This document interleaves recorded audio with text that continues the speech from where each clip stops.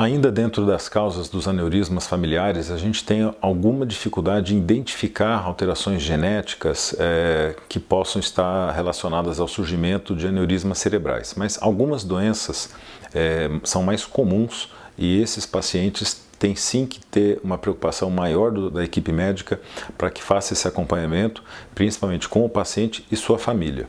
Ou seja, existem algumas doenças que possam estar associadas com o aumento da presença do aneurisma familiar.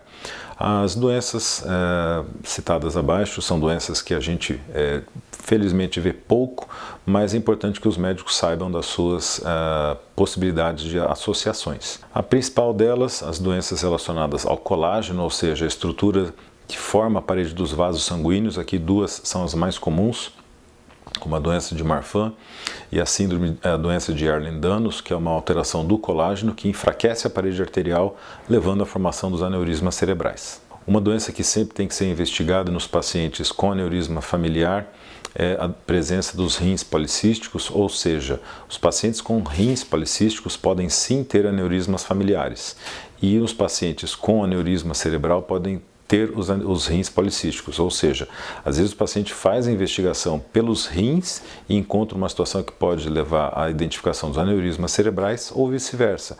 O paciente faz a investigação por uma doença cerebral e identifica uma alteração renal. Outras doenças ainda envolvendo as artérias, principalmente os aneurismas de aorta, são situações que estão associadas junto com a aterosclerose, que é um desencadeante da formação dos aneurismas. Ainda dentro das doenças do colágeno, o lúpus é uma doença sim que está associada com a formação de aneurismas cerebrais e, no caso, aneurismas familiares. No caso dos pacientes com anemia falciforme, esses pacientes têm sim uma tendência aumentada em ter os aneurismas familiares, portanto, pacientes com anemia falciforme numa mesma família, pelo menos 2 ou 3 membros, precisam sim ser investigados quanto da presença de aneurismas cerebrais. E por fim, os pacientes com neurofibromatose tipo 1 podem sim ter associação com formação de aneurismas familiares. A neurofibromatose tipo 1 é uma doença que pode sim ser passada de geração para geração.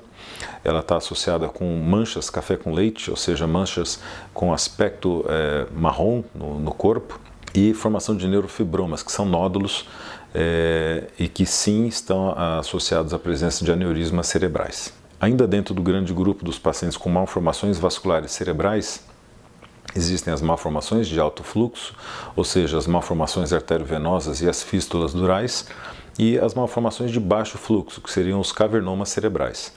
Nos pacientes com malformações arteriovenosas bilaterais, múltiplas, ou seja, esses pacientes têm sim uma tendência aumentada dos aneurismas familiares. Já para o grande grupo das outras doenças, os cavernomas têm uma característica específica, e quando estão associados com alterações da retina, eles podem sim estar associados com os cavernomas familiares, ou seja, uma doença ser transmitida numa mesma família. É isso, pessoal, é uma pergunta muito comum nos consultórios, muito prevalente para a gente que trata malformações arteriovenosas, doenças vasculares cerebrais. É um tema constante, é um tema com muitas modificações, com muitos trabalhos sendo publicados. Cada vez mais a gente tenta se inteirar a respeito desse assunto para poder passar isso para vocês. Obrigado.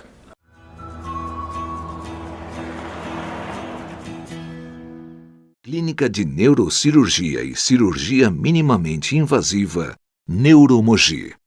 Médico especialista responsável, Dr. Guilherme Prado.